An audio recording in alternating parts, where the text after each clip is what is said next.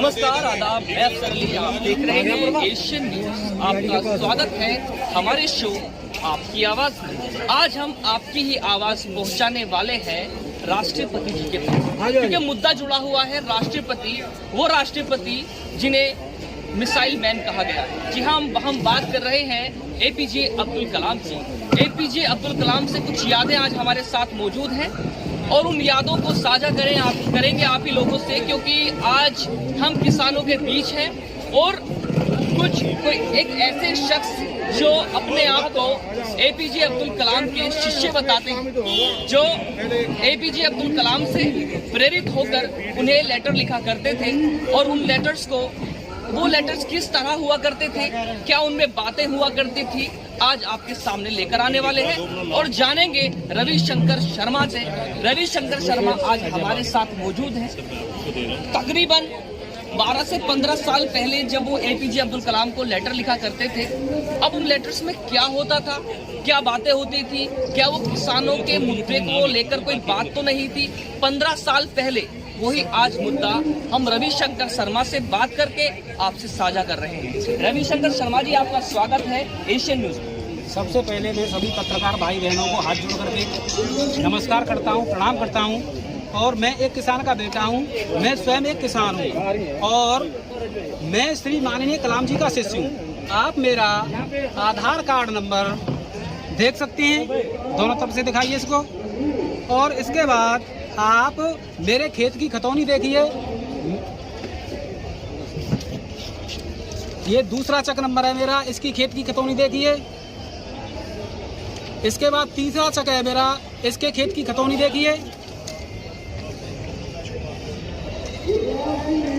आप मेरे खेत की खतौनी में आप मेरा नाम देख सकते हैं, मेरे गांव जाकर आप देख सकते हैं। मैं स्वयं अपने खेत को करता हूं। विषय क्या है, ये जो आंदोलन हो रहा है, मैं इसकी घोषणा 2005, 2006, 2007 में कर चुका था।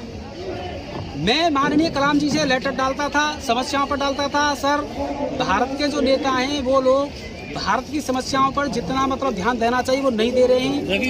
रविशंकर जी, हम यहीं आपको रोककर एक सवाल आपसे पूछेंगे कि आज से तकरीबन 15 साल पहले आपको कैसे अनुमान हो गया था कि 2020 से 21 में या आने वाले समय में किसान आंदोलन होगा और इस तरह का जो है ये किसानों के साथ में ऐसा अत्याचार होगा और किसान आंदोलन करेंगे? बताइएगा जरा। सर, मैं जब छोटा था तो देखता था किसानों की समस्याओं को।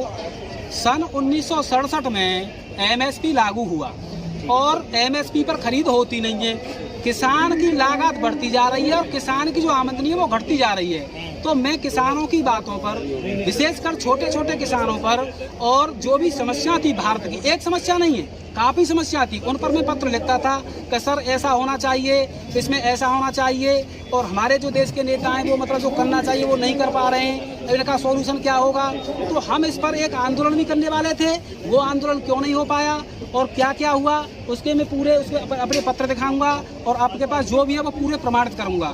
फिलहाल मैं आपको जो कहने आया हूँ, मैं सिर्फ वो बातें कहना चाहता हूँ। किसान परेशान है, किसान रो रहा है, और किसान आज से नहीं रो रहा है, किसान 1967 के एमएसपी लागू होने के बाद भी रो रहा है, क्योंकि एमएसपी पर खरीद होती नहीं है और इसीलिए रो रहा है। और माननीय प्रधानमंत्री जी जो आरोप लगा रहे हैं कि विपक्ष किसानों को भड़का रहा है, मैं सबूत के प्रमाणित करूंगा कि आंदोलन तो 2005, 2006, 2007 में होना था और मैं स्वयं उस आंदोलन का हिस्सा होने वाला था।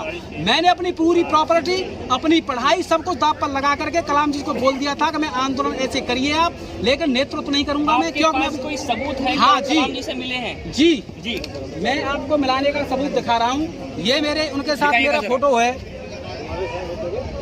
ये 1 जनवरी 2007 का फोटो है मैडम जी।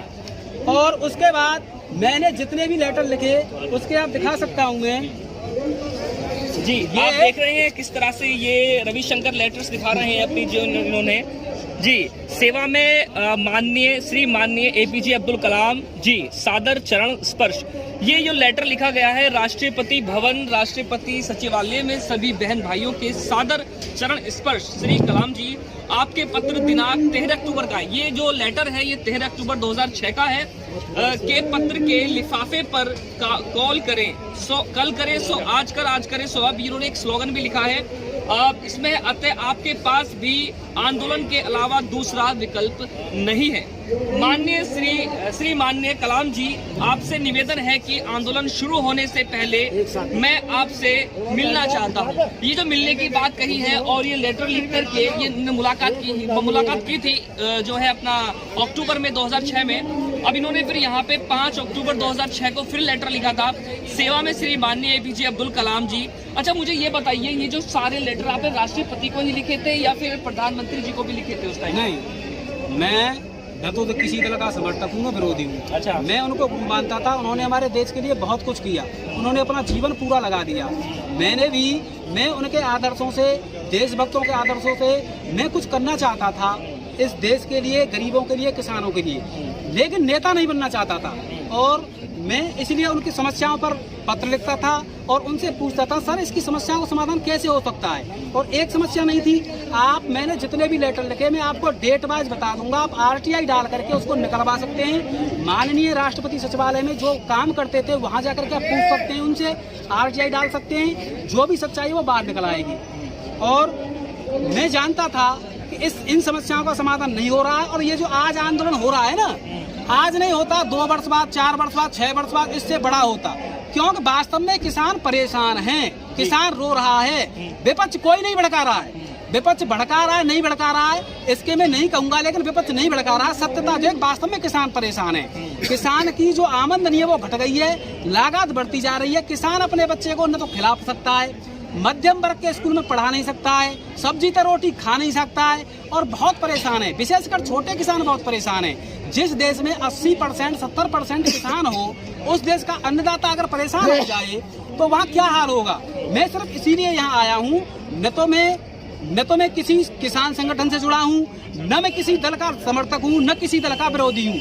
मैं सिर्फ एक किसान हूँ, किसान का बेटा हूँ, और अपनी आवाज बताने के साथ मैं यहाँ आया हूँ। माननीय प्रधानमंत्री से मेरी प्रार्थना है, माननीय प्रधानमंत्री जी, आप संसद भवन बुलाइए, संसद भवन का विशेष सत्र बुला करके किसानों को बैठाइए आप, और सत्ता पक्ष के, विपक्ष के जो भी MP हैं उनको बैठाइए, और एक सार्थक बहस हो। सार्थक बहस के बाद इसको लाइव कराइए, जिससे पता चले वास्तव में जो किसान है वो मर रहे हैं, परेशान है। 60 के लगभग 60 कितने हो गए, इतने किसान मर चुके हैं, अपनी शहीद हो चुके हैं इसमें। अब ये बातचीत नहीं होगी तो आगे जाने का क्या होगा। देश तो वैसे ही बहुत बड़ी मतलब परेशानियों से गुजर रहा है। मैं प्रधानमंत्री से प्रार्थना करता हूँ सर, विशेष सत्र बुला करके आप इसका समाधान करिए। रविशंकर जी, एक सवाल आपसे यहाँ ये होता है कि अभी आपने बात कही है कि देश जो है बड़ी परिस्थितियों से गुजर रहा है, बड़ी दुखद एक बात है कि जो है देश घाटे में चल रहा है, लोग परेशान है, किसान परेशान है, लेकिन यहाँ तक इस देश को गड्ढे में लाने वाला आखिर कौन है, ये भी सवाल आपसे। माननीय, मैं आपके चैनल के माध्यम से बोल रहा हूँ, इस देश को गड्ढे में लाने वाला कौन है, कौन नहीं लाने वाला है, ये पूरा देश जानता है। मैं अपने मुंह से कुछ नहीं कहूँगा, क्योंकि मैं माननीय कलाम जी का शिष्य रहा हूँ और मैं ऐसे बयानबाजी करता नहीं हूँ। अब जो कुछ हो गया उसको छोड़िए, लेकिन वर्तमान समय में जो हो रहा है उसको संभालिए। मैंने उस समय भी लिखा था, आप लेटर में दिखा सकता हूँ, मैंने लिखा था, आप दिखाइए,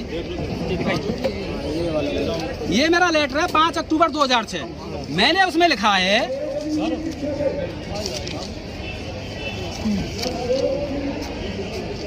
मैं नहीं चाहता हूं, आप एक बार इसको लाइव मैं पढ़ के बताता हूँ। ये जो लिखने की बात इन्होंने कही है, मैं नहीं चाहता कि आगे आने वाली पीढ़ी जब हमसे ये पूछेगी कि भारतवासियों ने इन समस्याओं को क्यों नहीं खत्म किया, खत्म करना तो ईमानदारी से खत्म करने का प्रयास भी नहीं किया, सिर्फ खाना पूर्ति की, तब हमारे पास हम सब भारतवासियों का कोई जवाब नहीं होगा।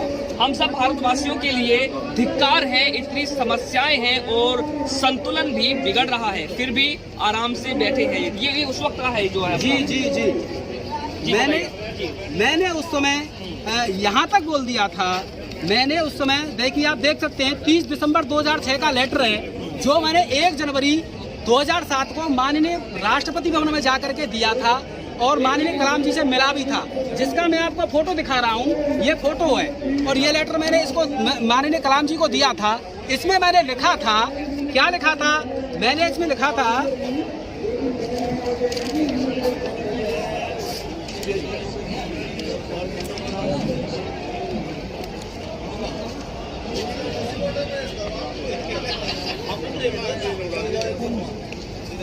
जी, चलिए हम आज आपसे बात करते हैं कि जैसे अब किसान आंदोलन जो है बहुत तेजी से बढ़ रहा है और ट्रैक्टर की रैलियां निकाली जा रही हैं। यहाँ से हम एक सवाल आपसे उठा लेते हैं। कुछ कहना चाहते हैं? मैंने लिखा था आज अधिकतर भारतवासी अपने लिए जीते हैं, अपनी नौकरी, अपना भविष्य।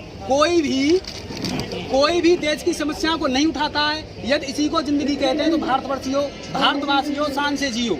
आप मानते हैं, सोचते हैं कि हमारे देश के नेता इन समस्याओं का समाधान करेंगे। सच तो आप मेरे से ज्यादा जानते हैं। मैंने माननीय अपने गुरु जी से कहा था, माननीय कलाम जी आप मुझसे ज्यादा जानते हैं। सच हमारे देश के अधिकतर नेता सिर्फ कुर्सी के लिए जीते हैं। रविशंकर जी, इतने सारे लेटर्स लिखने के बाद आप जो है 15 साल बाद आप जाग रहे हैं, या फिर बात की जाए कि 15 साल पहले जो आपने लेटर्स लिखे थे या 14 साल पहले आपने कलाम जी को, राष्ट्रपति जी को जो लेटर लिखे थे, तो उस वक्त आपकी सुनवाई या कहाँ तक क्या रहा उस वक्त का? सर, मैं उस समय मेरा मानना था कि जब तक एक जन आंदोलन नहीं होगा, जनता जागरूक नहीं होगी, तब तक कोई समस्या का समाधान नहीं होगा। और भारत में जितनी भी समस्याएं बढ़ती जा रही थी, घटने के बजाय बढ़ती जा रही थी। इन्हीं विषयों पर मैं लेटर लिखता था और उनके जवाब भी आते थे। वो भी मुझको मतलब बताते थे कि भाई ऐसा है ये। और मैं आप क्या पूछ रहे थे? मैं भूल गया थोड़ा। मैं आपसे ये जानना चाहता हूँ, अब मेरा सवाल है, आखिरी सवाल आपसे ये रहेगा। आखिरी सवाल आपसे ये रहेगा कि जैसे जो है किसान ट्रैक्टर रैली निकाल रहे हैं, आप सरकार को जगाने के लिए अपना जो है इतना बलिदान दे रहे हैं, घर छोड़ रहे हैं, अपना खेती बाड़ी छोड़ करके पूरे दिल्ली की बात करें, सीमाएं सील कर दी गई हैं, सभी बॉर्डर्स पर जमे बैठे हैं। इस सपोर्ट के ठंड में रात भी किसानों ने एक किया हुआ है। अब किस तरह का क्या निर्णय निकलने वाला है ये बताइए। मुझे फोन कर लियो फिर। सर ऐसा है, जब आपने लेटर्स लिखे थे, लेकिन अब तो बिल्कुल लाइव चल रहा है। अब वही बात 14 साल 15 साल पहले थी, वही बात आज लाइव चल रही है। तो आज सरकार कितनी जागने वाली है, ये सवाल है। उस समय किसान की आमदनी के हिसाब से उनका खर्चा नहीं बढ़ा था, लेकिन किसान परेशान 15 साल पहले भी था और किसान अब और ज्यादा परेशान हो गया है। अब आंदोलन से क्या रही बात इसका समाधान एक ही है, जो सॉल्यूशन है। और मैं सॉल्यूशन आपको बता रहा हूँ। मैं एक किताब लिख चुका हूँ। भारत की समस्याओं का समाधान कैसे हो सकता है और क्या होना चाहिए, इस पर मैं एक किताब लिख चुका हूँ।